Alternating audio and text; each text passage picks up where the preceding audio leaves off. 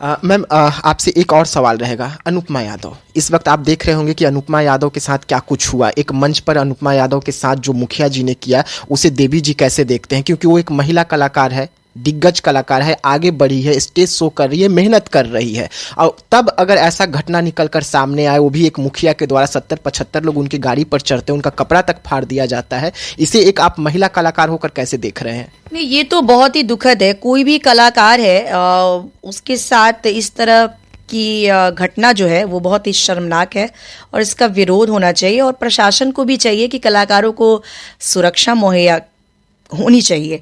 और मुझे तो पूरा डिटेल नहीं पता है कि क्या हुआ है, जैसे आपसे ही पता चल रहा है कि ये सारी घटनाएं हुई हैं, तो मुझे लगता है कि ये किसी भी कलाकार के लिए बहुत गलत है, ऐसा नहीं होना चाहिए।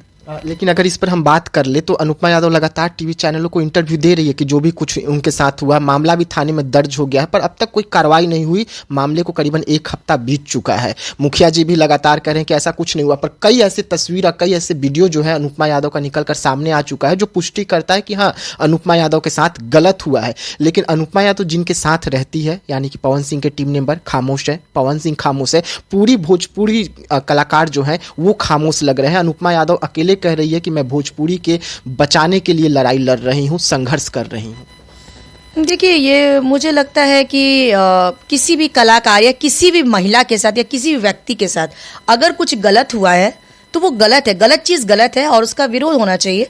और मुझे भी प्रशासन से कहना चाहिए कि उसकी छानबीन करे कि आखिर मामला क्या है। अगर ये कहीं से भी गलत हुआ है तो उस पर कार्रवाई होनी चाहिए। देवी जी, इस वक्त जो भोजपुरी में विवाद चल रहा है, चाहे वो पवन सिंह के हो, ज्योति सिंह के हो, खेसारी के हो, चाहे और भी जो विवाद इस वक्त नए नए निकल कर सामने आ रहे हैं, इसे कैसे देख रहे हैं? क्योंकि एक तरफ पवन सिंह है, पवन सिंह के टीम मेंबर है, वो कह रहे हैं कि हमने बड़ी लंबी लकीर खींची है जिसे कोई पार नहीं कर पाएगा। लेकिन वहीं पर पवन सिंह पर आरोप भी लग रहे हैं कि पवन सिंह ने अपनी धर्मपत्नी ज्योति सिंह का बहुत अच्छे तरीके से इस्तेमाल और यूज़ किए शब्द इसलिए लोग इस्तेमाल कर रहे हैं क्योंकि जो चुनाव में हुआ वो सबने देखा। देखिए, अब मैं इन लोगों के बारे में बहुत ज़्यादा नहीं बोलना चाहती हूँ, लेकिन आप सवाल करते हैं तो मुझे बोलना पड़ता है। लेकिन ये मैं बताऊंगी ना कि इन लोगों की बहुत ही सोच जो है ना बहुत लिमिटेड है और बहुत छोटी है, और जैसी सोच है वैसा ही ये लोग कार्य करते हैं, वैसा ही ये लोग अपने जीवन में कृत्य करते हैं। जो आपके विचार का बहुत बड़ा असर आपके जीवन में होता है। अगर आप ही इससे अंदाज़ा लगा सकते हैं, जो लोग अपने गाने में महिलाओं की इतनी बेइज्जती कर रहा है, जो बिहार के यंग जनरेशन को दिशा भ्रमित कर रहा है, उनसे आप क्या एक्सपेक्ट कर सकते हैं? जहां हमारा भोजपुरी, जो भिखारी ठाकुर जी, महेंद्र मिश्र, विद्यापति जी, इन लोगों ने जो रचना की, और आज कहाँ भोजपुरी जा रहा है। ये लोग, सबसे दुखद बात है ना कि ये लोग महिलाओं का बहुत ही ज़्यादा, जिसको कह सकते हैं, बेइज्जती करते हैं अपने गानों के माध्यम से, और ये हमारे संस्कृति के बिल्कुल खिलाफ है। आप देखिएगा कि हमारे यहाँ महिलाओं को माँ का दर्जा दिया गया है, देवी का दर्जा दिया गया है, और ये लोग क्या कर रहे हैं, महिलाओं को अपनी छोटी बुद्धि, जिनकी इतनी बुद्धि है उसके हिसाब से ये महिलाओं को ट्रीट करते हैं, और ये अपने आप में बहुत ही, जिसको आप कह सकते हैं, बहुत ही आपत्तिजनक है। पवन सिंह को पावर स्टार कहते हैं लोग। पवन सिंह खुद भी कहते हैं कि हम पावर स्टार हैं, पावर एज्जे से शुरू होला, एज्जे पर खत्म होला। लेकिन वो पावर ज्योति सिंह के सामने क्यों जाकर खत्म हो गया? आखिरकार ज्योति सिंह को अपना क्यों नहीं सके, जबकि चुनाव में उन्हें अपनाए, काराकाट में ले जाकर सिंदूर सबके सामने भरा, मंगलसूत्र गले में पहनाया और उसके बाद फिर से छोड़ देना।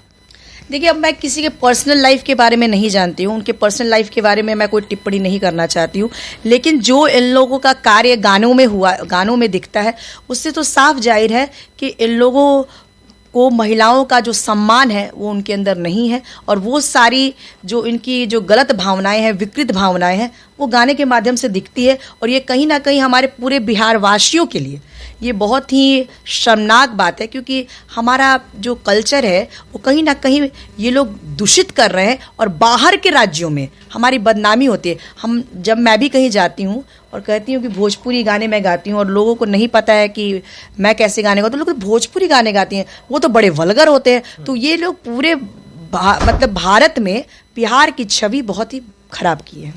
अगर हम बात कर ले भोजपुरी गानों की, तो आपका एक लाइन अलग है भोजपुरी में, लेकिन यहाँ पे एक लड़ाई चल रही है इस वक्त। कहा जा रहा है कि पवन सिंह ने लंबी लकीर खींची है, वो जाकर लकीर मतलब जो अभी उनके नए नए गाने आए, नए पिक्चर जो आ रही है, लेकिन आप तो वो लकीर बहुत पहले खींच चुके हैं अपने गाने के माध्यम से। आपका जो गाना बजा था और वो गाना सुपर हिट भी हुआ था, तो ये लकीर खींचकर आप क्यों चुप बैठ गए? जिस तरीके से इस वक्त पवन सिंह जो है वो खूब धड़ल्ले से कह रहे हैं कि हमने लंबी लकीर खींची, वो लकीर तो आप कब का पार कर चुके हैं।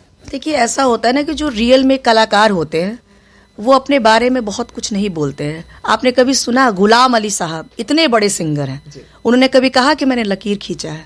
लता मंगेशकर ने कहा कभी कुछ? उन्होंने यही कहा कि मैं तो अभी सीख रही हूँ। मोहम्मद रफ़ी साहब इतने बड़े सिंगर, मुकेश, इन लोगों ने कभी ऐसा कहा? तो अब मैंने बताया ना कि जितनी बुद्धि होती है उतना ही आदमी अपने आप को आकलन करता है। अब खुद से इंसान अपने आप को कुछ भी कह सकता है, लेकिन अल्टीमेटली समाज में आपका जो स्थान है वो आपके कार्यों से बनता है। और जो लोग रियल में अच्छे हैं वो भले ही वो सोशल मीडिया पे दिखे ना दिखे, सोशल मीडिया पे शोर मचाने से कुछ नहीं होता है। सोशल मीडिया में आज चर्चा तो नहीं हो रही है रफ़ी साहब की, मुकेश साहब की, लेकिन उनका स्थान कोई ले सकता है? नहीं ले सकता है। क्लासिकल सिंगर इतने बड़े बड़े भीमसेन जोशी, इतने बड़े दिग्गज कलाकार, उनका कोई स्थान ले सकता है? नहीं ले सकता है। तो सिर्फ सोशल मीडिया पे दो चार आदमी के हल्ला करने से कुछ नहीं होता है। जो रियल कलाकार है उसका एक अलग स्थान होता है और उसको समाज सालों साल याद रखता है। क्या आपको लगता है कि मोहम्मद रफ़ी साहब कभी मर सकते हैं? मुकेश कभी मर सकते हैं? लता मंगेशकर जी कभी लोग भूल सकते हैं उसको? नहीं भूल सकते हैं, क्योंकि उनका कृत्य जो है ना वो लोगों के सामने है। और सिर्फ शोर मचाने से कि मैं ये हूँ मैं वो हूँ, उससे कुछ नहीं होता है। लोगों को दिल में रियल जो कलाकार होते हैं उसका एक अलग स्थान होता है। देवी जी का वो जो गाना जो बॉलीवुड में खूब बजा था, जिससे पहले ही आप बड़ी लंबी लकीर खींच दिए थे, वो गाना एक बार गुनगुना। गलती से कल मैं इन्हें देख के जो यूं ही जरा सा हंस गई, अल्लाह बचाए मेरी जान कि रज़िया गुंडों में फंस गई, अल्लाह बचाए मेरी जान कि रज़िया गुंडों में फंस गई।